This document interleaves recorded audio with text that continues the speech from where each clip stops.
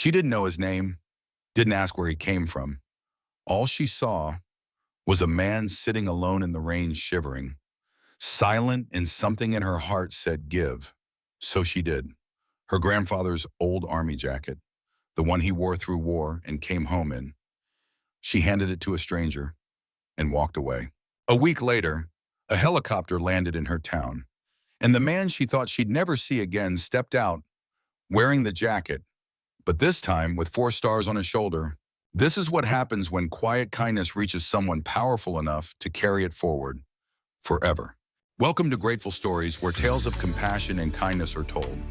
Let's uncover what really happened. The rain had settled in like it meant to stay. Not a gentle drizzle, not a passing storm, but a steady, cold Montana downpour that made the wind feel like it had teeth.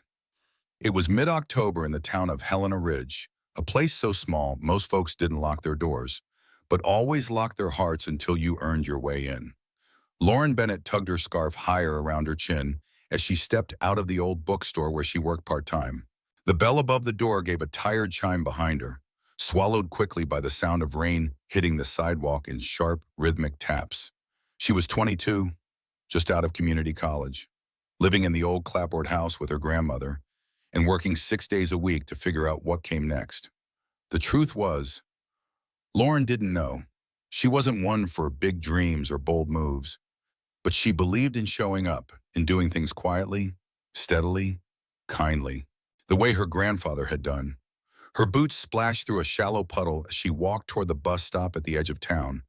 The sky was an endless stretch of gray, and the streetlights hadn't turned on yet. The only color in sight was the red and gold leaves clinging stubbornly to the maples. That's when she saw him, hunched under the narrow shelter of the old bus bench, soaked to the bone, not moving, not shivering, just sitting there, his coat hung in heavy folds. His jeans were dark with water. His shoulders were drawn tight, not from the cold, but from something else, something heavier. Lauren slowed instinctively. He looked tired, but not just tired like you've had a long day. Tired like the weight of the world had been on his back for too long. Tired like he had forgotten how to ask for help, and wouldn't even if he remembered. She took a few more steps, then stopped. She knew better. Her grandmother had taught her that. You don't approach strangers alone, especially not at night, especially not men. But this wasn't the city. This was Helena Ridge, and something in her chest, a quiet, certain pull, told her not to walk past. She reached into her coat pocket, fidgeted with her keys. Her fingers brushed something rough, familiar. The jacket. It was old, army green, worn thin in the elbows. Her grandfather's jacket, the one he'd worn back in the Korean War, then on every fishing trip, every Veterans Day, every walk around the yard until the year he passed. Lauren never wore it out, not really, but today had been colder than she expected, and she'd thrown it on without thinking. Now, she hesitated. It was more than a coat. It was memory. It was history. It still smelled faintly like cedar and tobacco. But when she looked back at the man on the bench, something in her heart cracked. She walked up slowly, stopping just shy of the shelter. "Excuse me, sir," she said gently. "Are you okay?" The man looked up, slow and deliberate, like every movement had to be measured first. His eyes were dark, sharp, tired. "I'm fine," he said. His voice was rough, like gravel on asphalt, but not unkind. "Just waiting out the rain." Lauren nodded, but she knew better. She looked down at the coat she was wearing, then back at him. Her hands moved before her mind caught up. In one fluid motion, she shrugged the jacket off her shoulders. It was still warm from her body, still dry. "Here," she said, holding it out. "Please, it's too cold for anyone to be out like this." The man blinked. "I can't take that," he said quietly. "It's all right," Lauren replied. Her voice was soft but steady. "It's not just a jacket. It belonged to someone who always gave more than he kept. I think he'd want you to have it tonight." The man didn't speak right away. He reached out slowly, carefully, took the jacket in both hands, held it for a moment, then met her gaze with something deep, something knowing. "Thank you," he said, then paused and added, almost to himself, "That's exactly what your father would have done." Lauren froze just for a second. He was my grandfather," she said. "His name was James, Sergeant James Bennett." The man gave a small nod, not surprised. Then, without another word, he stood up, pulling the jacket around his shoulders and walked off into the rain. No bus, no umbrella, no name, just gone. Lauren stood there in the mist for a long minute, then turned and went home. Her grandmother was waiting at the table when she came in, folding laundry in her lap. The house smelled faintly of cinnamon and mothballs. "Where's your coat, sweetheart?" the older woman asked. Lauren hesitated, then sat down across from her. "I gave it away," she said quietly. "There was a man at the bus stop. He looked so cold, so alone. I didn't know what else to do." Her grandmother didn't scold her, didn't ask questions. She just nodded slowly and reached over to take her hand. "You did right," she said. "Your granddad would have been proud." Later that night, Lauren pulled the old photo album from the top shelf in the hallway. She found the black and white picture of her grandfather in uniform, standing straight in front of a canvas tent. The same jacket on his back, the same quiet strength in his eyes. She lit a small candle beneath his photo and placed it beside a folded American flag that hadn't moved from its place in years. Then she whispered, "I gave your coat away today, Grandpa. I hope, wherever you are, it found its way back to you. And maybe in some small way, it did." Because sometimes the smallest act of kindness is a full circle moment. Sometimes giving a jacket is more than warmth. It's remembrance, it's legacy, it's love. And in the quiet rain of a Montana evening, one stranger walked away wrapped in something deeper than cloth.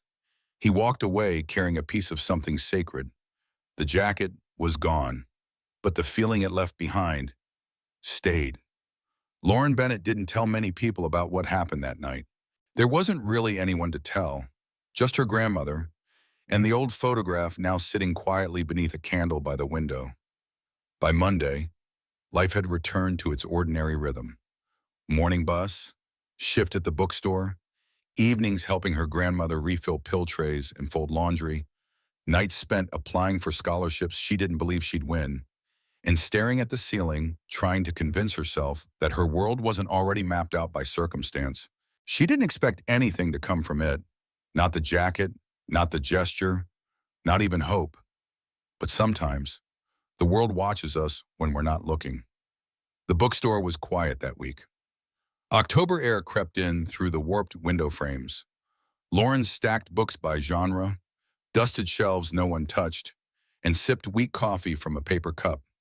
She didn't talk much, unless a customer asked. She just did her work, carefully.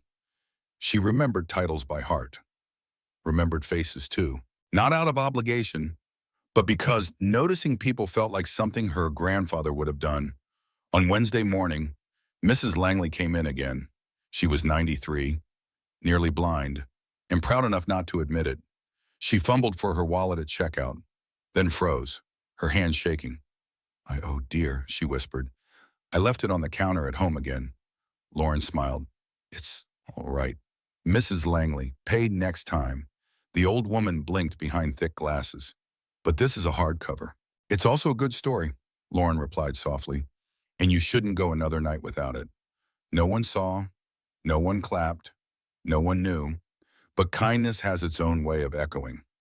Friday afternoon, she was stocking paperbacks when a man walked in tall, mid-40s maybe, in a dark overcoat. He moved with a quiet confidence, but something about him made the air shift when he entered. He didn't browse, didn't make small talk. He walked straight up to the front counter and looked Lauren in the eye. "You gave someone a jacket," he said. "Last week in the rain, military green, older stitching." Lauren blinked, caught off guard. "Yeah, I did," she said slowly. "It was my grandfather's." The man nodded once. "Do you know what generation it belonged to?" he asked. She hesitated. The question felt pointed. Korean War, she said. He was a sergeant. James Bennett. The man gave a long, unreadable look. Then he smiled, just barely. I see, he said. Thank you. Then he turned, walked out the door, and disappeared down the sidewalk. He never gave his name, never said who he was looking for, and never came back. Lauren stood frozen for several seconds, her heart racing for reasons she couldn't explain. Was it a test? A coincidence? Or had the jacket, her grandfather's jacket, found its way into hands that truly understood what it meant? That night, she told her grandmother. The older woman looked at her for a long time, then reached into a drawer Lauren hadn't seen opened in years. She pulled out a faded envelope, yellowed, edges curled, sealed in plastic. This, her grandmother said, was with the jacket when he came home. He never talked about the war much, but he kept this. Lauren opened it carefully. Inside was a folded page, an old Army inventory form, typed, official, and at the bottom, in pen issued to SGT, James E. Bennett, 1st Marine Division, 1952. Return not required. Return not required. That line stuck in Lauren's chest like a heartbeat she hadn't noticed before. Maybe it was never just about the jacket. Maybe it was about letting it continue something her grandfather started. The week passed slowly. No more strangers came. No letters arrived. No phone calls. But people noticed, in quiet ways. At the supermarket, Lauren helped a veteran in his 70s find his truck keys. At the library, she gave up her only umbrella to a mother walking her toddler home in the rain. Nobody clapped. Nobody posted it online. But little by little, something was shifting in the town of Helena Ridge. They didn't say it out loud, but they started seeing her. One afternoon, while walking back from the post office, Lauren saw a small crowd gathered near the flagpole in front of the high school. At first, she thought it was a drill, until she heard the horn, a military bugle. Soft, slow, taps. She stopped, hands shielding her eyes from the low sun. It was a brief ceremony. Quiet. One of the local veterans had passed someone from the old VFW hall. She didn't know him, but she stood still anyway, head bowed, until the final note faded into the wind. And someone in the crowd, a woman in uniform, turned to her and said, "You're Lauren Bennett, aren't you?" Lauren nodded, surprised. "My husband told me about you," the woman said. "He said the next generation still remembers." Then she saluted, not sharply, not formally, just enough to make Lauren's throat tighten and her knees feel a little less steady. That night, she pulled down her scholarship forms again. She hadn't touched them in weeks. The essays were half finished, the transcripts still unsigned, but something in her had changed. She picked up a pen, took a breath, and wrote 3 words at the top of the next page because he believed. Her grandfather, a man who never asked for recognition, a man who kept serving, even now, through her. Lauren didn't know what would come next, but somehow she felt ready to meet it. The fog rolled in before dawn. It hugged the ground like a low whisper, wrapping around fence posts and mailboxes, blanketing Helena Ridge in a quiet stillness that felt almost holy. By 6:10 a.m., the streets were barely awake, just the milkman's van, the flicker of a porch light, and a stray dog crossing the main road. Lauren Bennett had just poured coffee for her grandmother when the sound shattered the silence. It started low, a thrum, a vibration in the window pane. Then came the unmistakable whoop, whoop, whoop of blades slicing through morning air. A helicopter. Not news, not medical, not weather, military. She stepped out onto the porch in her slippers, coffee still in hand. Her breath fogged in the air, and above her, through the thinning mist, came the shape, a UH-60 Blackhawk, gray, steady, and descending toward the field behind the elementary school. It landed with slow precision, the rotors kicking up leaves and loose gravel. A dozen people saw it happen, then a dozen more. Within minutes, the town was stirring, like someone had lit a match under it. Lauren stood frozen. The mug in her hand trembled slightly. Because stepping down from that aircraft was the man she'd given her grandfather's jacket to. And he wasn't hunched anymore. He wasn't wet. or anonymous.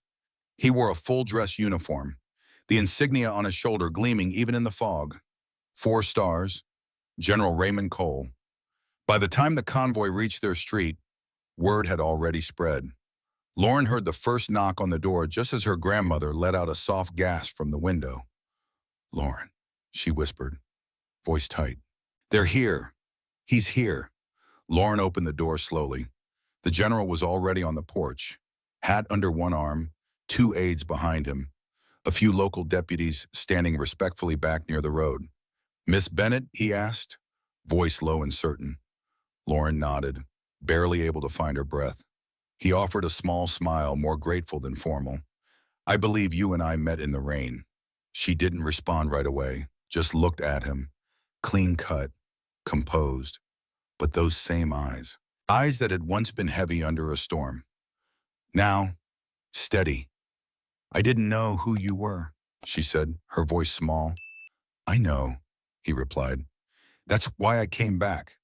Inside the house, they sat in the living room. Her grandmother brought out extra coffee, hands trembling too much to hide it, and left them alone. General Cole removed a folder from his briefcase and set it on the coffee table. "This is for you," he said. Lauren stared at it, unsure what to do. "I need to explain something first," he continued. "For the past few months, I've been part of a classified review, something the Army calls Bridging Generations. It's a pilot program connecting veterans with civilians who demonstrate qualities we once believed only came from wearing the uniform." He paused. "We've traveled from coast to coast, observing, listening, and watching." Lauren frowned slightly. Watching, the general gave a small nod. "You weren't chosen by accident, Miss Bennett. Someone saw you on a rainy night give something sacred, not because you were asked, not for a camera, but because it was the right thing to do." He opened the folder. Inside, a certificate with her name in bold script. And beneath it, the Department of the Army and Bridging Generations Initiative recognized Lauren Elizabeth Bennett for demonstrating, in both action and spirit, the timeless values of honor, service, and quiet leadership in a manner reflective of the best traditions of the United States Armed Forces.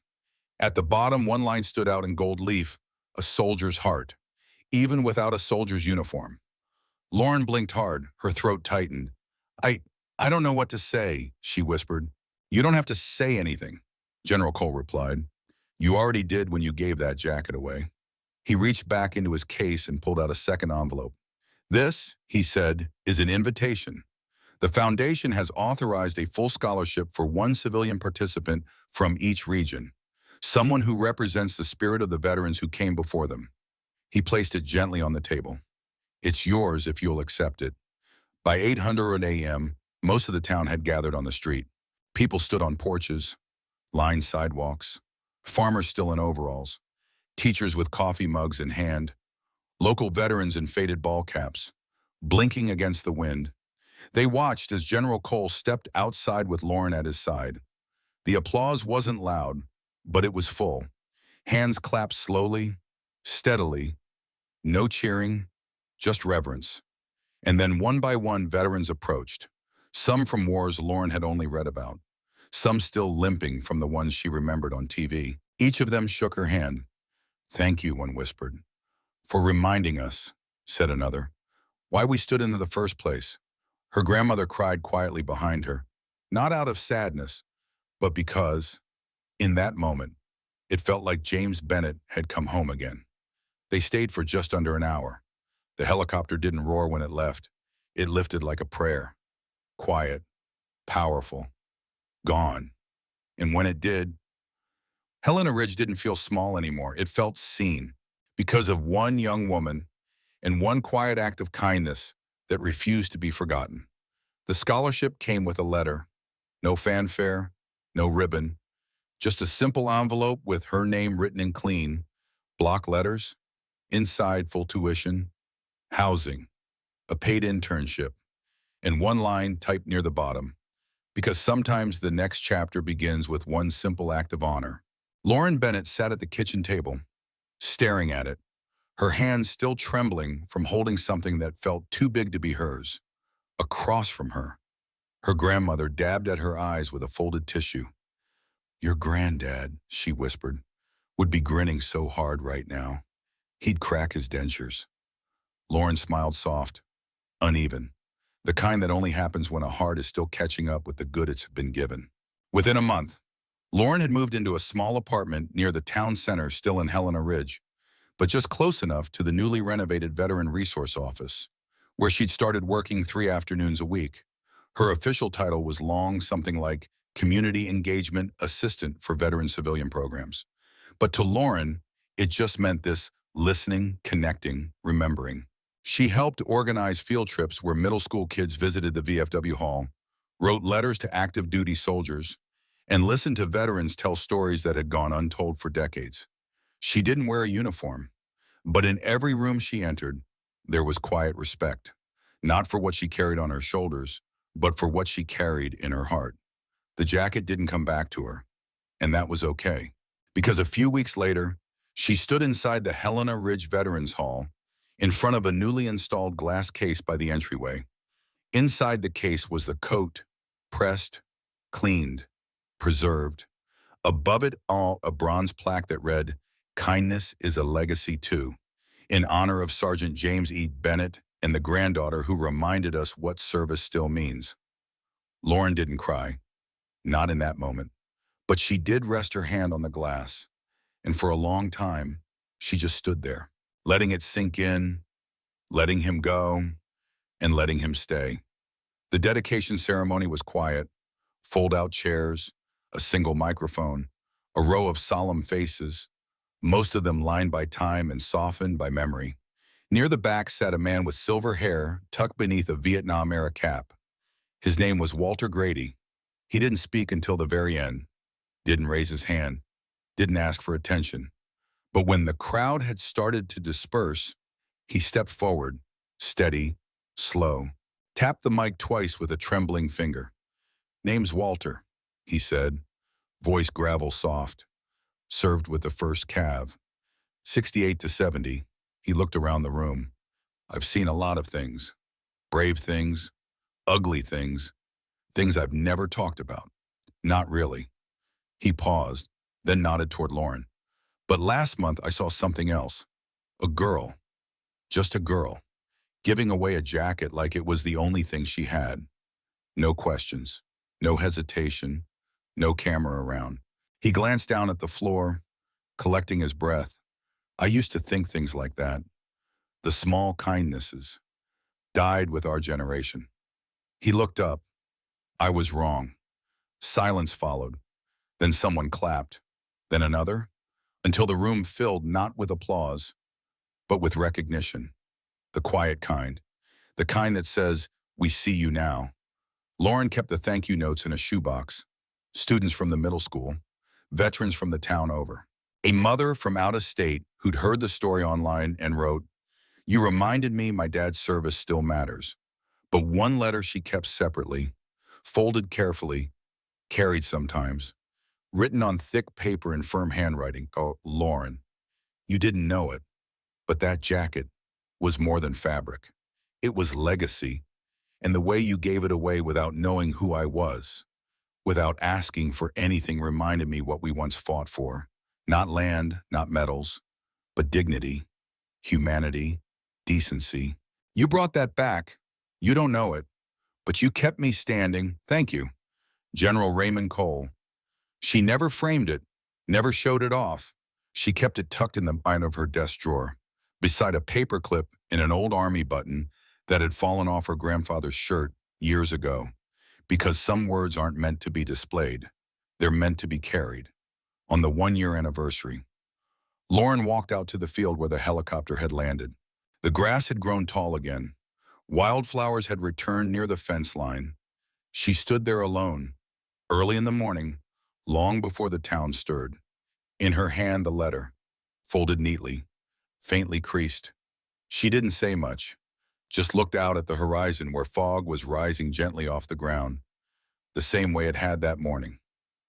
A soft breeze brushed past her.